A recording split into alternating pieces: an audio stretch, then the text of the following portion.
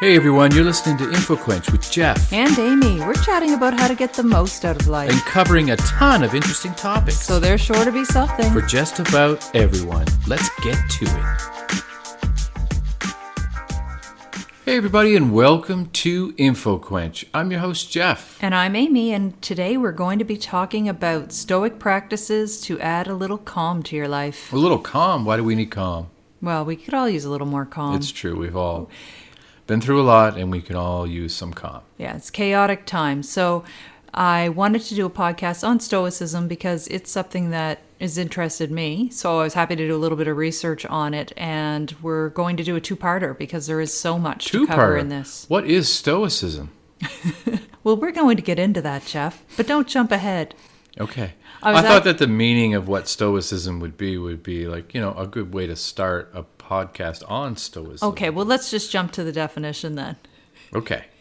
This is me not being Stoic. We really did a non-Stoic activity earlier this evening when all of a sudden it occurred to me late on a Sunday that tomorrow's Valentine's Day, and we didn't have any Valentines done up for our son to take to school. So that put me into full-on panic mode of what were we going to do if we had to run to the store. Luckily, my hoarding of little bits and pieces of extra Valentines over the years served us well because we had a little... We Frankensteined Valentine's Day. We did, and it was a hodgepodge, but we got it. We pulled it out. We got little together. Valentines in huge envelopes. We got envelopes that are huge and with nothing in them. So hopefully the kids get a Valentine this year because we kind of rushed through it. It was I'm usually so much more prepared, but I don't know. There's just been so much happening in our life lately that I think, we were busy planning birthday parties and things. And then all of a sudden I'm like, tomorrow's the 14th and there we go. So, Jeff, don't be expecting a Valentine. No, I know Amy and we already had the conversation. This is when you know you've been married a while, I think, when we're like, we're not getting each other anything, right, for Valentine's Day? And we're both like, no, not at all. We never really did. We always did a nice dinner out or, created a memory rather than just bought a thing. So that's sort of the way we roll. So back to Stoicism. We're going to get now into a calm mindset after that Valentine's Day chaos. Breathing. And I'm sure that's going to come up, Stoicism. Stoicism. So the definition of Stoic is actually, when we think about Stoic, we often talk about a person who just accepts what happens to them. They don't complain. They don't show emotion. So that's the idea of somebody who is Stoic. But Stoicism is a philosophy of life. It's about maximizing positive emotions, reducing negative emotions, and it really just helps people hone their character, the virtues of their character. That's very interesting. It is. And it provides a framework for living well, which is sort of what we're going to talk about. We're going to talk about different practices to help you remember what's truly important and maybe just give you a few practical strategies to get more out of life in terms of focusing on what's really valuable. So there you go, Jeff. Always a good thing to do is focus on what's valuable in your life and try to make your life better. That's right. And I'm trying to be as stoic as possible during this podcast. Yeah, you have a very stoic face, which doesn't come across on audio, but I fully appreciate it. So yeah, it's the way. Thank you for that. Thank you for really getting into that I am the full-on character. Stoic? I think so. I think you're relatively stoic. Yeah.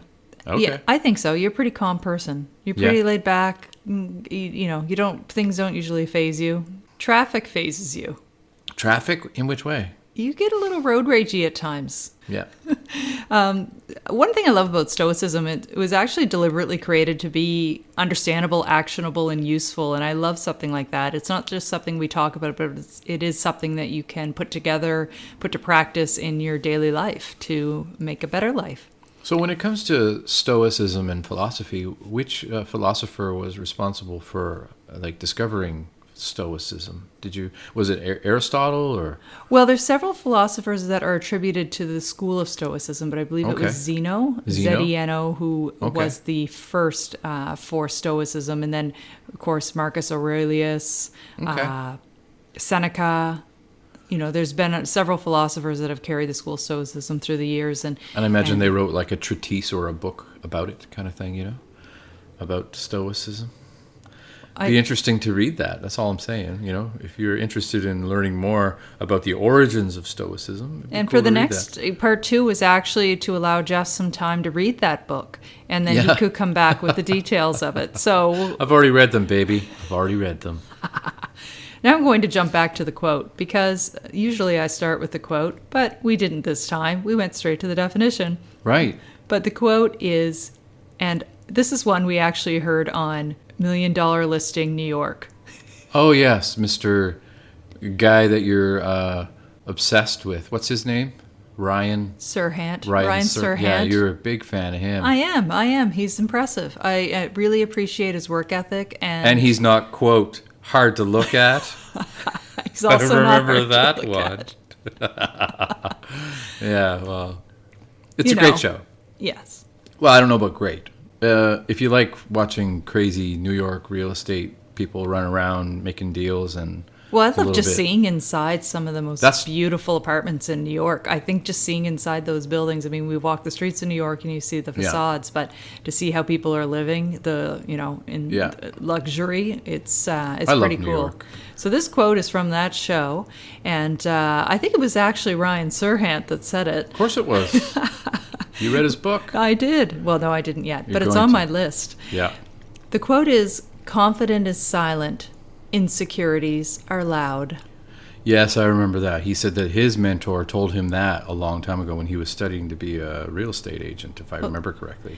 And it's, the idea behind that is that a lot of times when people are insecure, they'll keep talking. It's almost as though they're defensive or perhaps even trying to convince themselves of an argument or just needing external validation. And people who are confident, have strength of character, that speaks for them, it speaks for itself, and they know their own value, so they don't feel the need to just fill the empty space with words.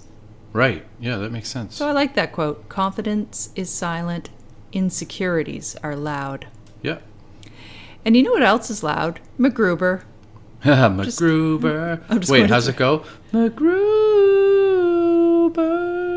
Something like that. That was truly awesome. Thank you. We kept seeing this advertisement. Is it Amazon Prime? It's on Amazon Prime, I think. So we must have been watching some show on Amazon Prime, and it kept showing the ad for MacGruber, so we decided finally we're going to check it out, and it is very interesting. Lorne Michaels is who you laughed your behind butt this. Off. I did, but you loved it. It's embarrassing that we even watched it. Yeah, it's a show. There's a movie I think before the show, but there's it's still ongoing. I think it is still airing. We've only watched a few episodes, so no spoilers. But if I was going to say if you like the same taste of recommendations that Jeff and I did on previous episodes, then this is unlike any other recommendation. Don't watch it with kids. I'll tell you that. Oh, definitely don't. We looked at it. I said, "Oh, maybe we should start it before Hux goes to sleep, and we'll just check it out." And then I think it was 2 seconds in, he happened to be in the other room, and I'm like, "Stop it! Stop it!" Yeah. All right. So I'm going to talk about one more show before we move on. And just because Jeff really made me laugh the other night, we were watching Island Hunters. Ooh. Oh, Island Hunters, yeah. So I've talked about this on previous episodes, how Jeff has an obsession with watching shows and looking to see if coffee cups are empty. Oh, yeah. And they almost always are, and you can tell. So watch for that when you're watching shows.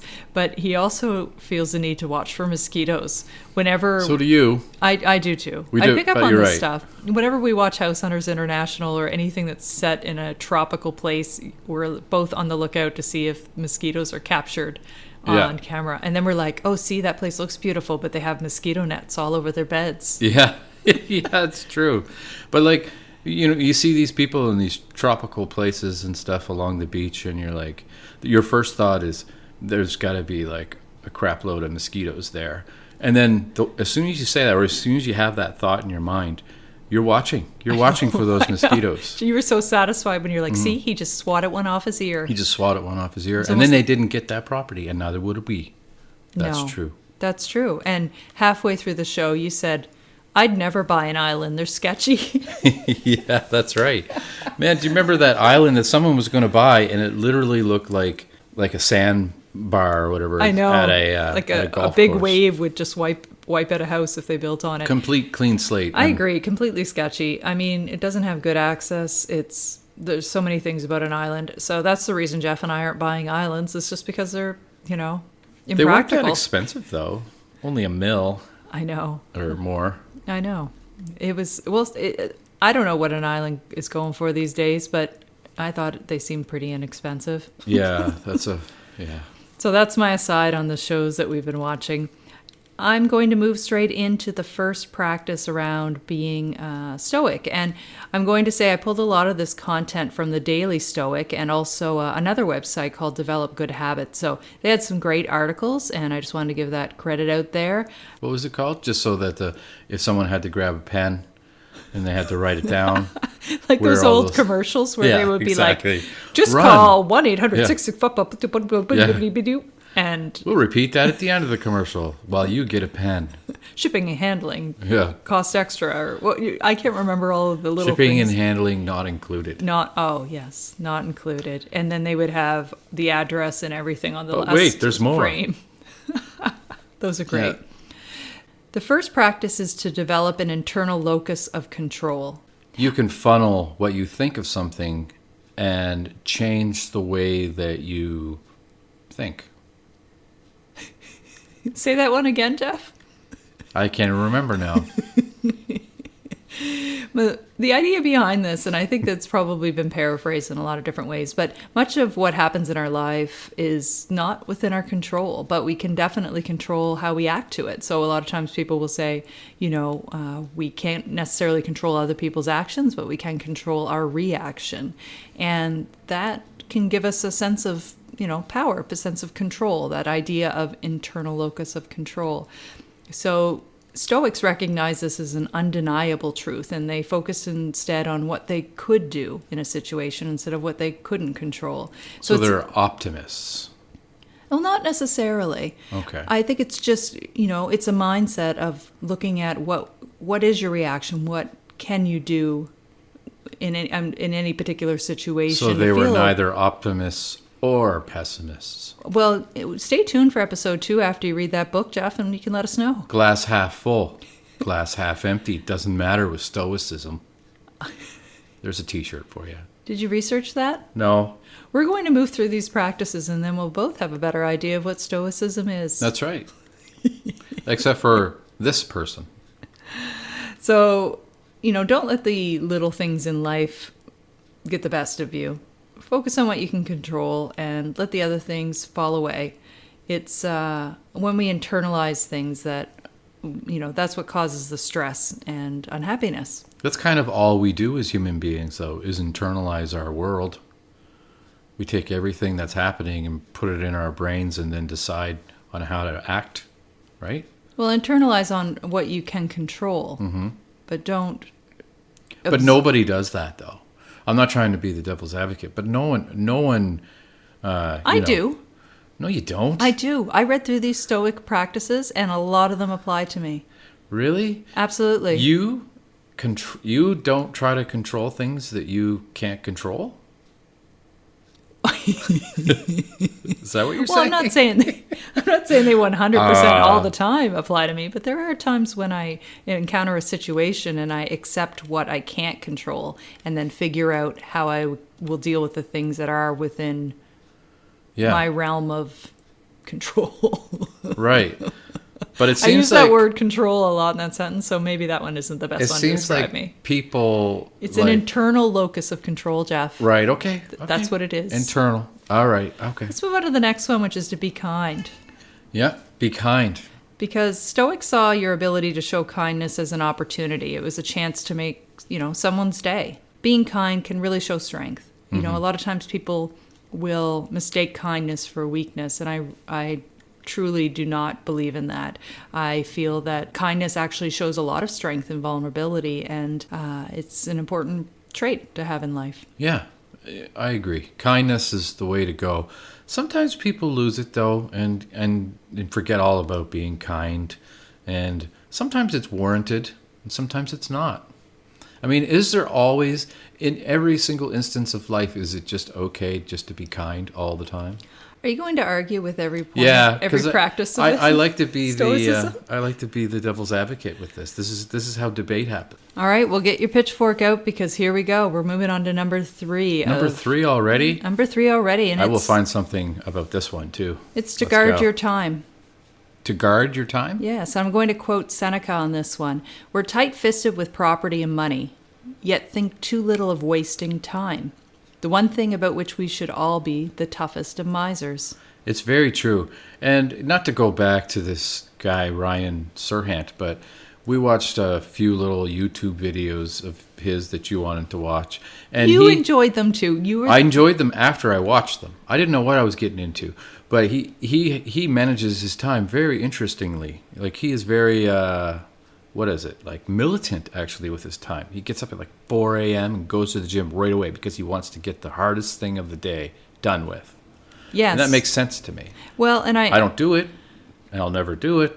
But no, I shouldn't say I never do. You know, that's a common trait of a lot of successful people. I'm addicted to personal development books, and one of the things that I see as a common thread is that those individuals who are truly successful in life often have early mornings. They get up before everybody else, and I personally love early morning time. I think it's a magical time. It's before the rest of the day sort of encroaches and sets in, and it's also my favorite time, to work out. I think once the day goes on and it wears on you a little bit, it's hard to find the energy to do those things. So I like agree. the idea of getting the hardest things out of the way first thing in the morning. It makes sense, doesn't it? And just to like, I mean, have you ever, when you weren't working, let's just say if you're a teenager or whatever, have you ever blocked out things in your day where you're like, okay, for this hour I'm gonna draw. I'm gonna just draw a picture.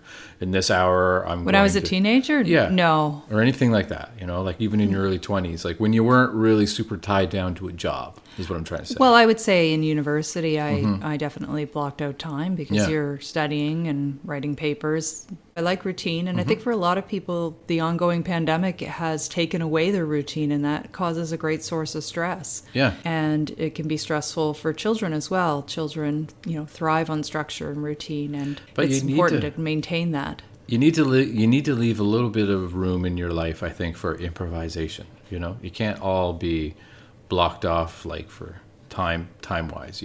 Oh, I agree with that. And right. But some of the most successful people, it feels like to me, they don't really have an improvisational moment in their day where they're just like, I don't know, painting a picture or hanging out with friends or something like that. They're always like work.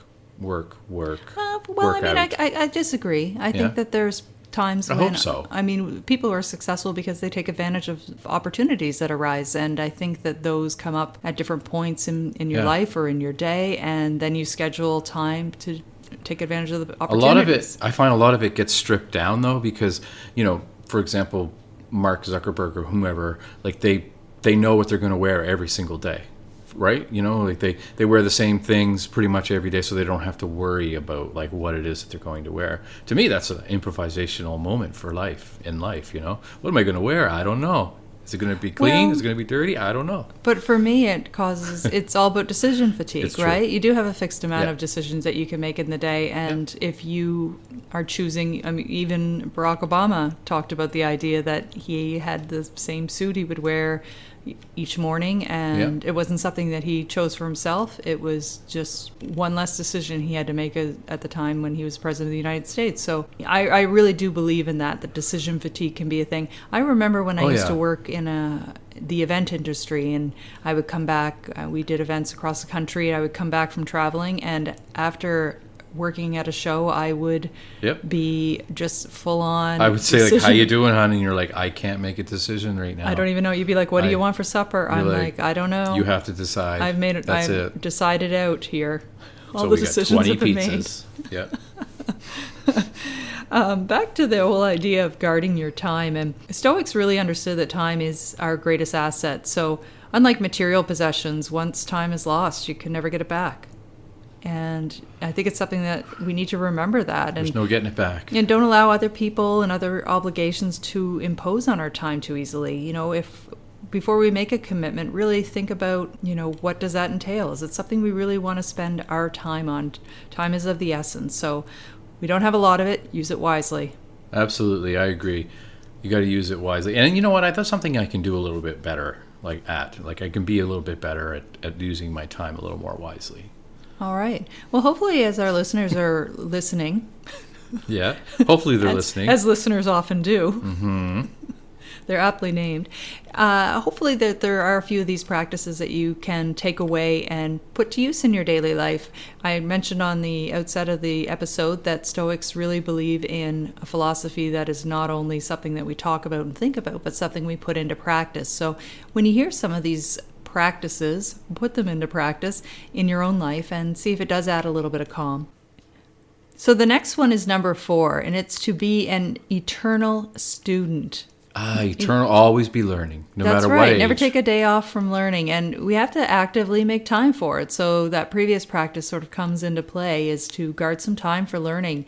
And I mean, that's what we're here for. We want to seek wisdom, and that's how we improve ourselves, how we get better, how we learn to be better parents, partners, friends. Stretch those brain muscles. And today it's easier to do that more so than at any other time in history, really. Information is at our fingertips. We have Wordle now, and that's going to... Let's talk about Wordle, shall we? Stretch our brain muscles. Yeah, Wordle's great. One thing I love about our podcast is it acts as a little bit of a time capsule. So depending on when someone's listening to this episode, Wordle may mean nothing to them. It could be a thing of the past by then, but it is a daily word puzzle that has come out, and you can only do one a day, but it has... I think it's been around for a while, but just recently it's gathered steam. And so you see people who essentially are posting to Facebook, Instagram, Twitter with how well they did, and just sort of showing how many moves it took them to guess a word. And I more recently became addicted to Nerdle, which is math. Yeah, I introduced you to that one. I do believe. Yes, you did. I never play it, but I knew you would like it. I know there's been a lot of, I guess... and my different coworker, iterations of Wordle, and one around geography. Yeah, Wordle. That's the best name ever. And it's a really fun one as well. And easy to say. Yeah, Wordle. Actually, I'm going to play that after this podcast. Oh, all right. There you go. So really, there's no reason to not learn in today's world. And, the internet, of course, we have to be careful with what we're consuming in terms of information and make sure it comes from a reliable source. But another great resource in terms of learning are books. You can read and learn not only from people in a contemporary fashion, but also you can read the thoughts of people from days of yore. Days of yore. I don't feel I get to use that phrase enough in my daily world, so I felt I needed to incorporate it into this podcast episode. But no, historically, there's a lot of wisdom that has been captured in books, and we can certainly pick up that wisdom and implement it in our lives today. So we can learn from the smartest people who've ever lived. That's right. We could learn whatever we want, especially with the internet at our fingertips. That's right.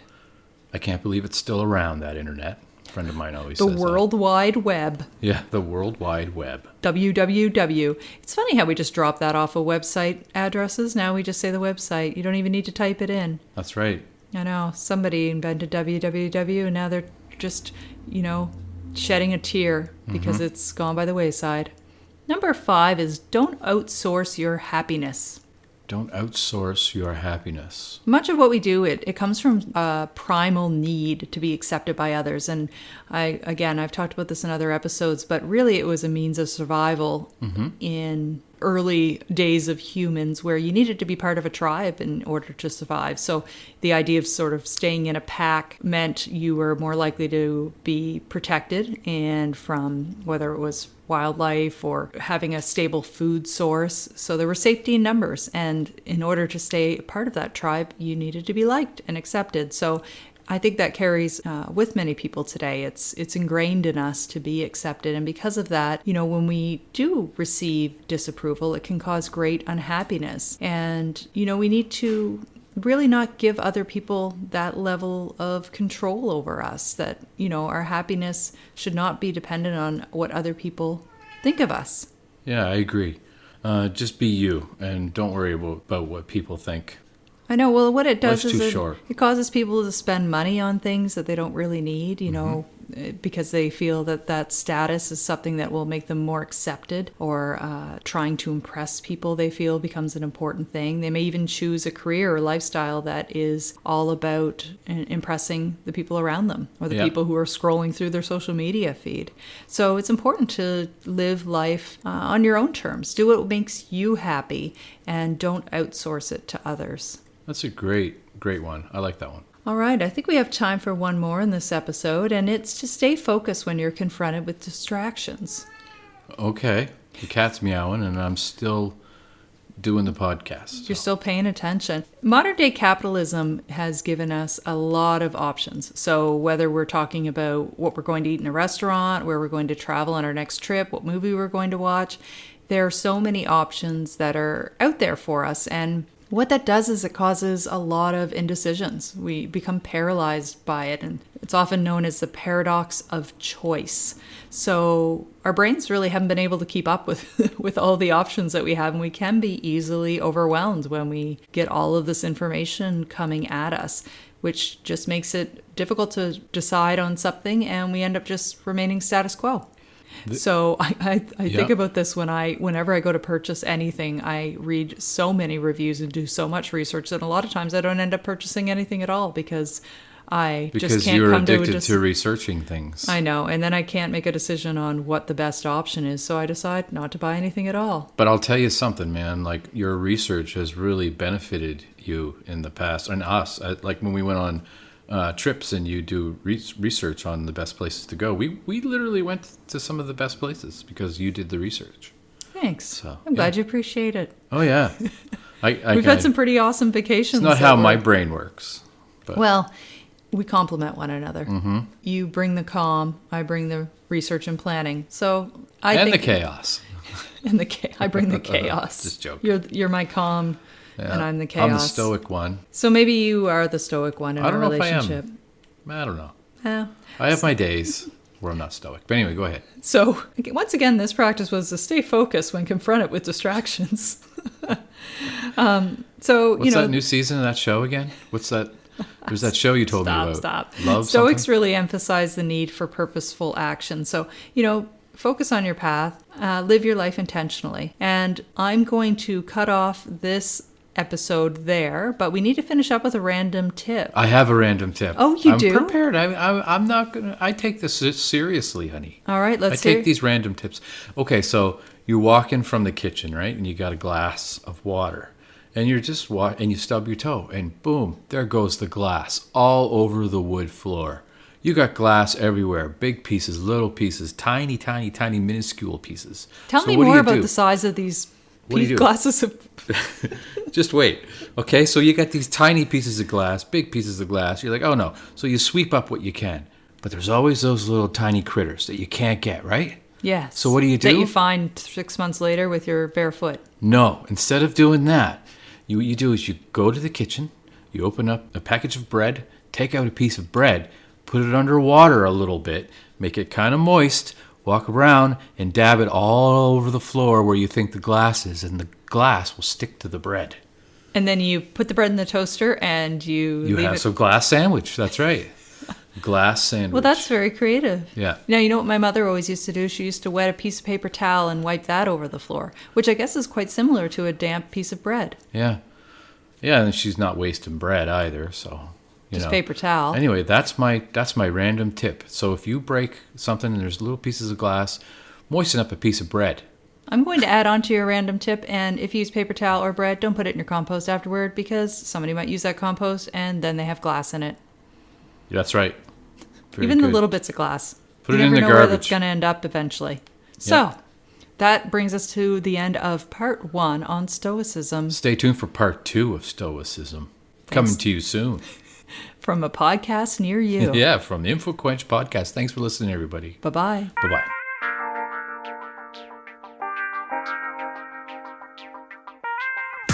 Thanks for listening. Be sure to check out past episodes and subscribe to keep up with what's new. You can find us anywhere you get your podcast, and why not leave a review? You can also follow InfoQuench on Twitter, Facebook, and Instagram. Till next time.